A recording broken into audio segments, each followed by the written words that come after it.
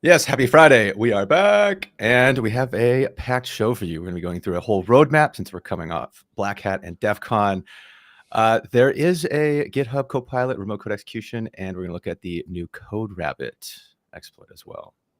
All right. He is Mike. I am Steve. Welcome to Wired In.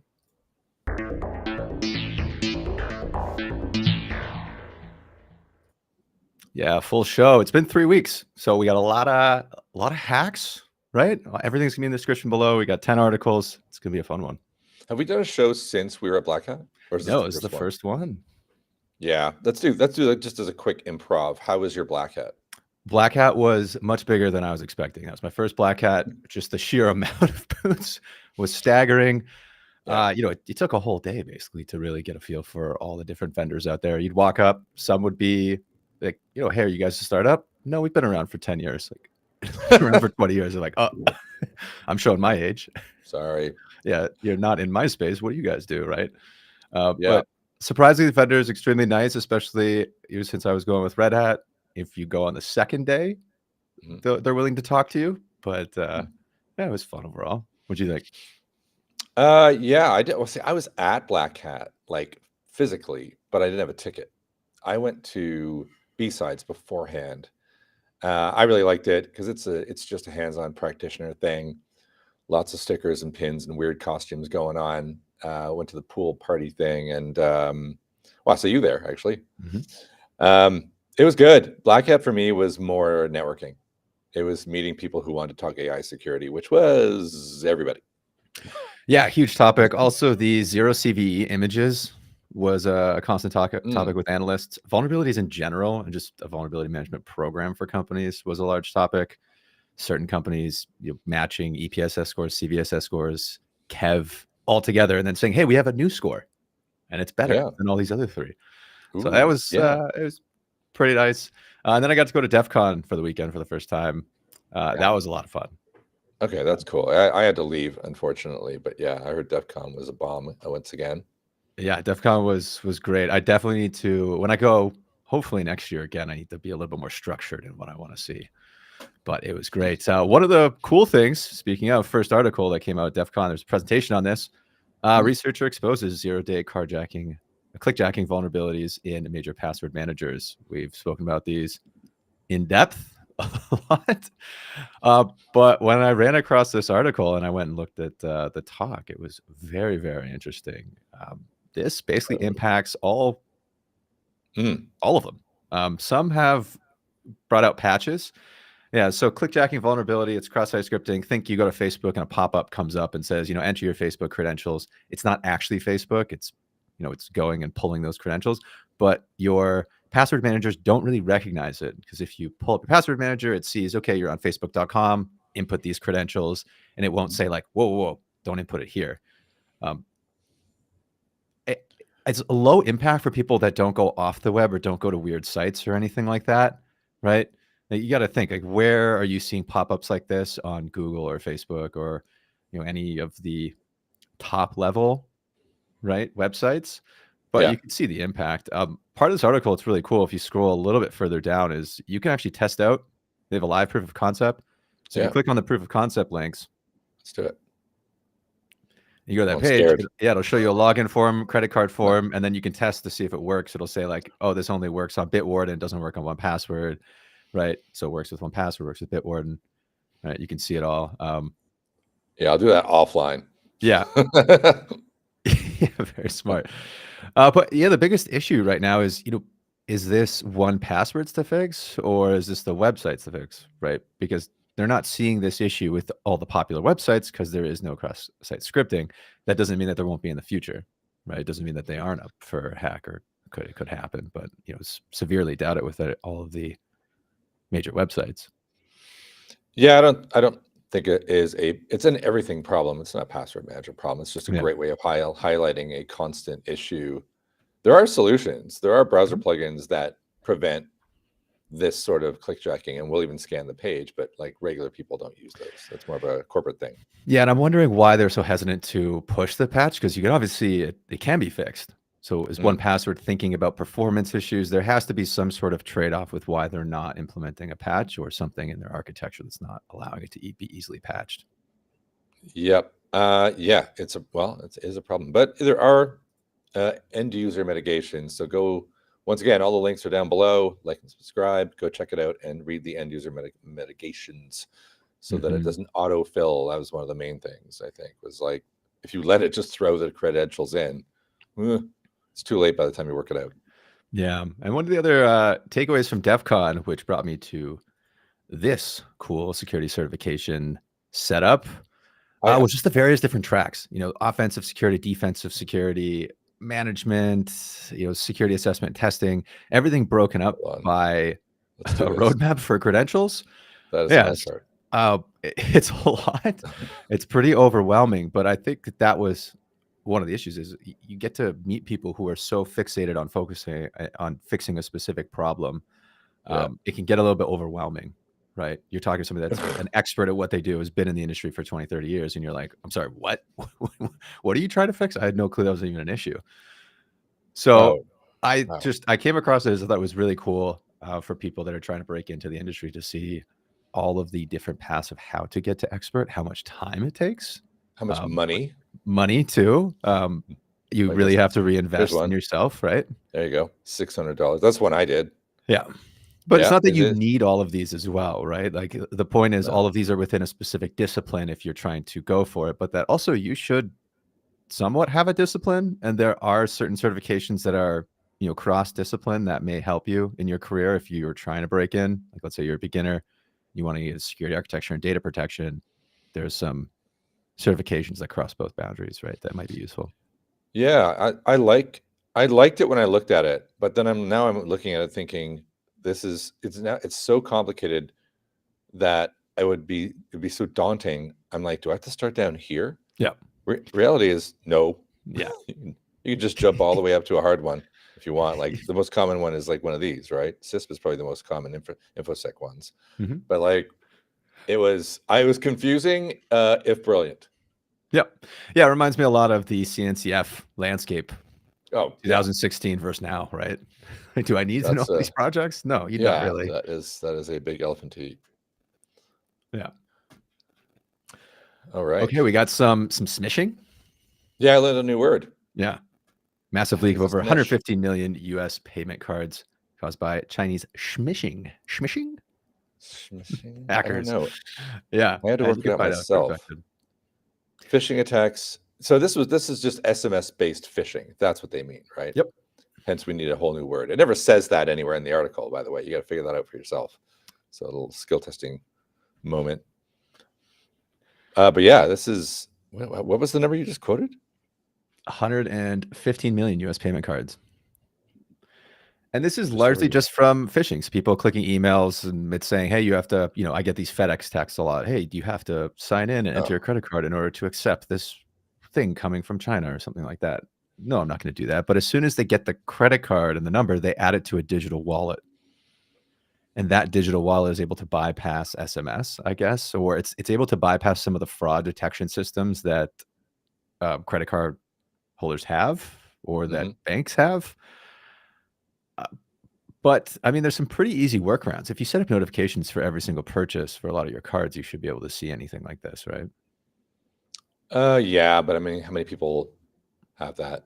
Yeah, that's what I'm saying. Is you definitely should. They've obviously disabled SMS verification, or they have some way around it. But yeah, like literally, it says review recent transactions, look for unexpected digital wallet activity, monitor verification, OTP request you to initiate. Like there are some pretty reasonable ways of mitigating this. They're obviously going after people with little to no digital knowledge. Yeah, and that is a very large majority. Fair enough. But the impact is pretty large. And the fact that somebody can open up a digital wallet, so the typical US cardholder has 5 to 7 credit cards in their wallet.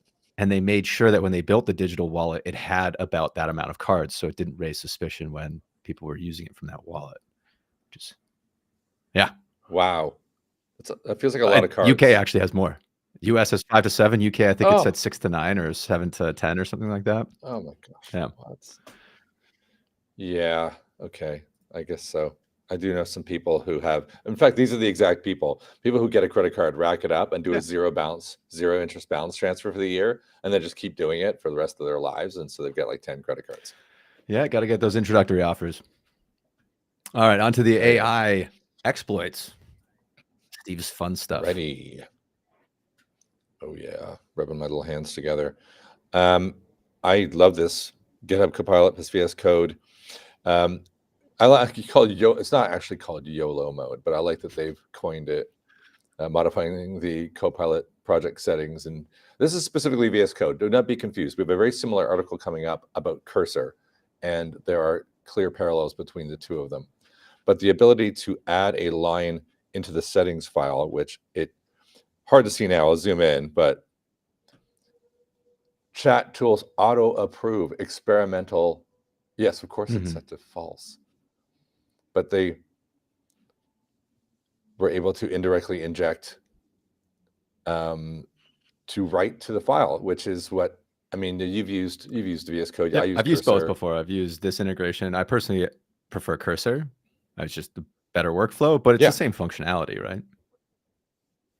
Yeah, and like it writes to your files. That's the core value of it.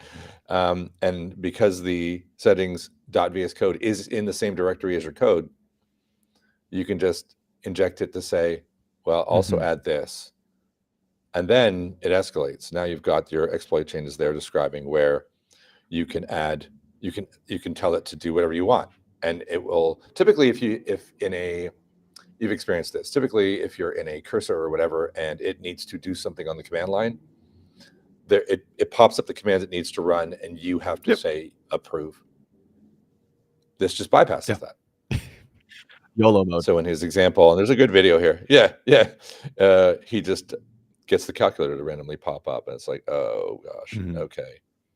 So if you don't like reading, link is below. There's a video. Just scroll to the Yeah, and really the vulnerability comes from the ability to write to a file without you knowing, right? Now, if you're using Git or something like that, you still have to check in those changes, and hopefully somebody has to review them, but you don't know exactly what it's going to write over, right? It could change something in your package management system and call for a specific package that doesn't actually exist, or it's some, package that there's two people that write the package and they're out in Russia. So like small things like that can have a massive impact downstream. Yeah, I mean, he doesn't actually go into the detail in here specifically about how he injected it to add the line to the file. But like you just did there, just use your imagination, because if you're adding a malicious MCP server into it, or you're a collaborator and somebody else changes a README that you pull down, that is a malicious project member, right? And then suddenly they have control over your computer, because you're the entire team's computers, in fact. Like this thing scales. Let's just put it that way. Yeah, we have probably a scarier one for the average AI user coming up here. Gemini AI vulnerable to calendar-based hack. What is the approach for mitigation? Yeah. Oh, I don't know. This is something that I think my brain decided to bury, along with all of whatever other childhood trauma I have. And because when I saw Gemini just kind of seemed, when you get even enterprise Gemini or your own personal, you pay for it, and suddenly it can see your drive, or it can see it's in your email. You can search for your calendar. I mean, from a positive standpoint, it's kind of cool. But this person just created a calendar event that had a prompt in it, and then as soon as somebody decided to, you invite the entire company to it, and then somebody says, "Oh, what are my events coming up?" Yeah. It goes, "Oh, here's the description of the event. Oh, destroy the Earth." Impact's not quite the same. Delete this file. I think they use the example like open the door, right? Depending on if it was hooked into your smart home system or something like that. And you could see that happening, right? I mean, Microsoft came out with the ability for AI to access all the applications on Windows. So you could see like a Cortana of sorts being like, oh, somebody opened up a calendar invite and sent it to you. You haven't accepted yet, but your AI is looking at all your calendar invites and it's saying, open the door. All of a sudden, your AI that's hooked into your smart home system does that. So, yeah, Yeah, it's great. It's a way of well, not and using the most powerful thing in your home, the computer, to do whatever your computer can do. Most powerful thing? Wow, how dare you say that to me? Just kidding. Oh, okay. Yeah, It's more powerful than definitely you. smarter. Okay, on to the MCP poison cursor. This is the other example you were talking about. Yeah, I like well, I like it just because it's got a great graphic. I mean, come on, that's pretty solid. But it has an actual Yeah. CVE assigned to it, which is good. I feel like this was also something presented at well, regardless. I thought I was thinking it was. I thought I saw either it or something similar during the week, and Yep. it's similar again. An actor can commit a, you call it benign. This is almost like a rug pull style attack where you submit your. Let's go down here where it's clear. Nobody would ever use this MCP server. Oh, it echoes hello from cursor. Why would you ever do that? But the idea is you can have a benign MCP server in place, and it's going to echo a command. So very similar to what we talked about earlier with VS Code, where in order for it to do this and approve its execution, the first time it says, hey, are you okay? Like, do you want me to run this? And you're like, echo, yeah, whatever. Or if it just, whatever, I use your imagination, something totally benign that you're okay with. And after that, if it's the same MCP server definition, you can totally change the harmless to, again, interesting that they both used calc as their example. But when you ask and it thinks it needs this tool, instead of giving you the echo, it decides to run the calculator. And this time it doesn't ask you. So now you're, without doing that settings.json change like in VS Code, which I can kind of only assume is in Cursor as well, because they're based on the same code base, I think. You have another YOLO mode. And this time you're creating it manually server by server by approving the benign instance once, allowing the malicious one to happen afterwards. I do like the example because they changed hello into a reverse shell. Not very benign. And now they absolutely own your computer. So that's, I don't even need to read real world consequences. It was abundantly clear when I saw that. It's a mess. Well done, checkpoint research on that one. Yeah, and this has been MCP servers have kind of been a no software supply chain security risk. So we're starting to see these pop up here and there. Yeah, I would say any company that has anything to do with AI security, or even if you're supply chain, or you probably have some weekly war room scenario about what the heck do we do about this. I know that we do. So it is probably the hottest topic right now. The hottest? AI in general?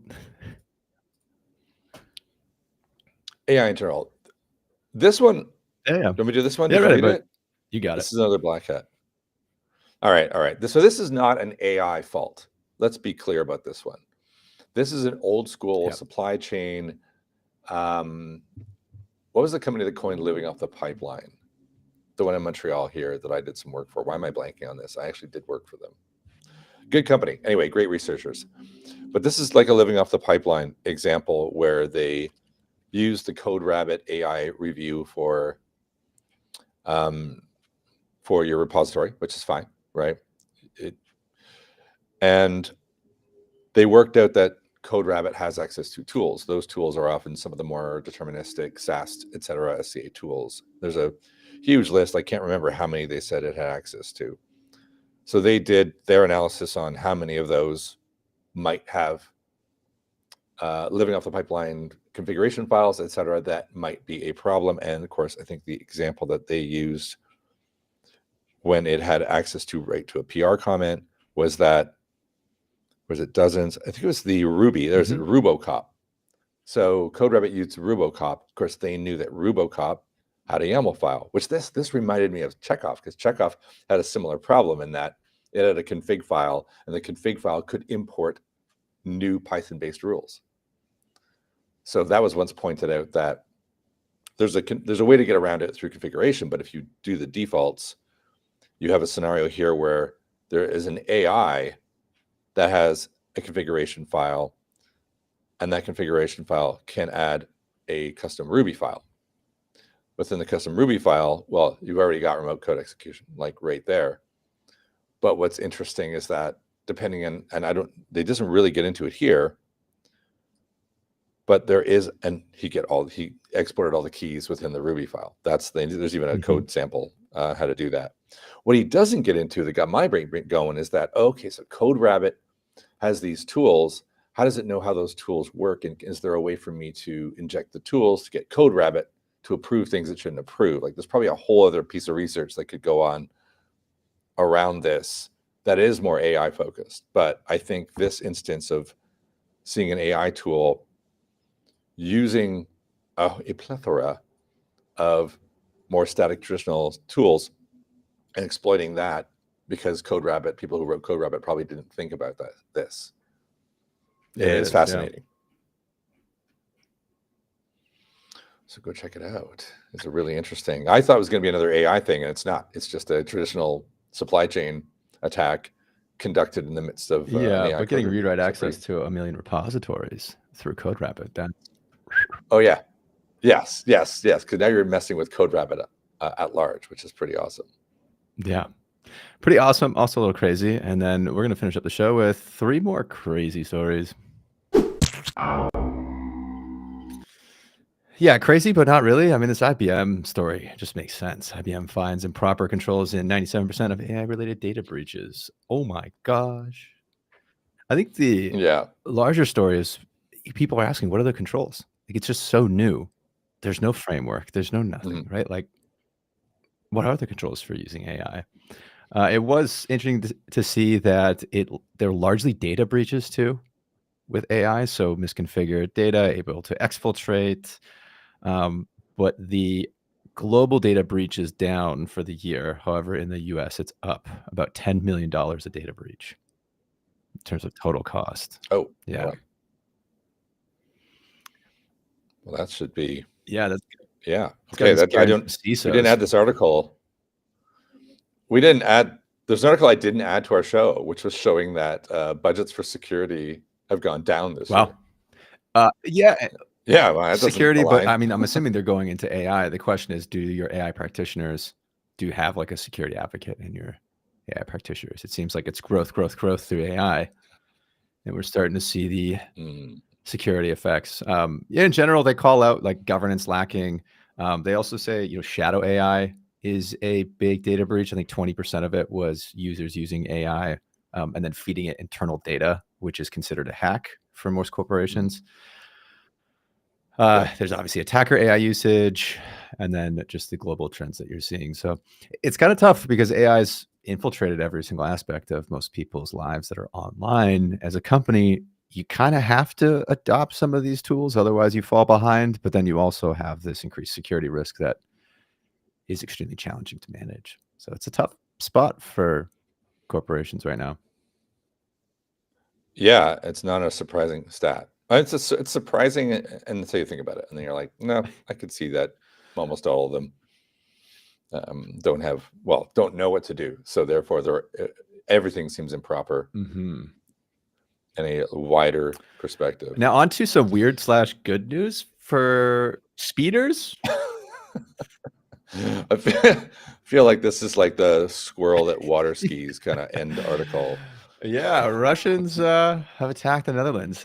They've disabled speed cameras. This has to do with actually a vulnerability we mentioned on this show. It was the Citrix Nextscaler vulnerability that had like a 9.8, I think back in May or June. They left the systems online for a month and didn't cordon them off. And so then hackers probably were just, going online, seeing who had Citrix Nextscaler, realized that this was an impact, didn't really know what they were attacking, but they managed to take it over.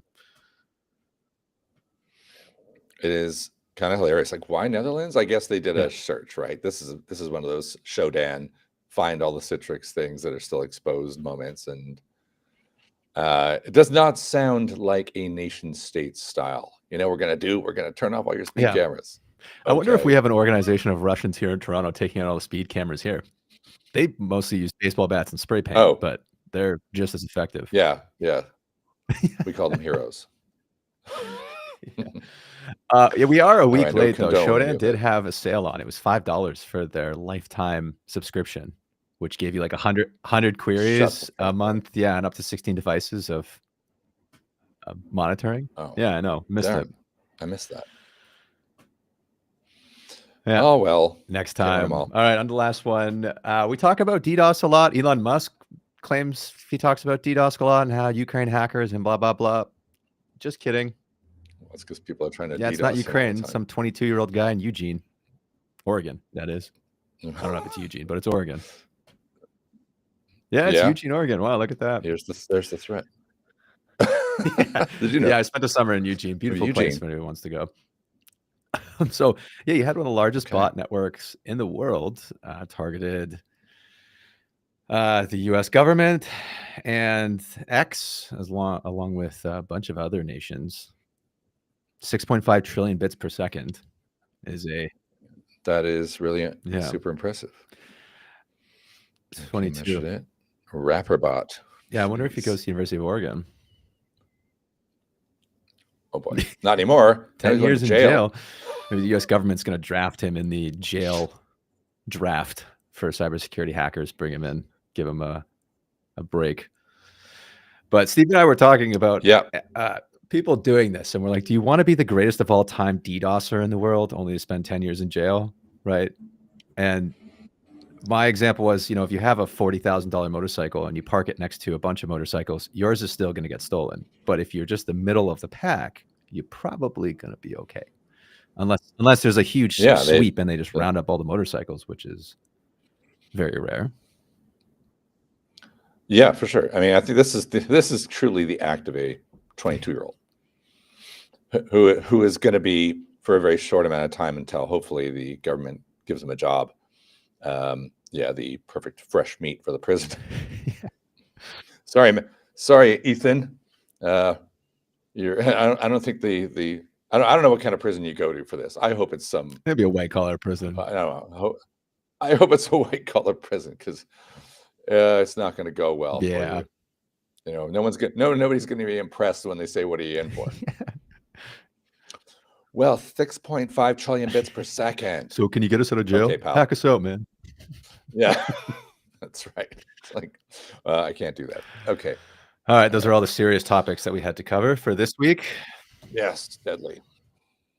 And that is good. This has been another episode of Wired. And please like, subscribe, tell your friends. Yeah. Put it on LinkedIn. We're lonely people. So lonely that we'll see you back here in a few weeks again. Make sure you subscribe and hit that little bell so you know when we go live.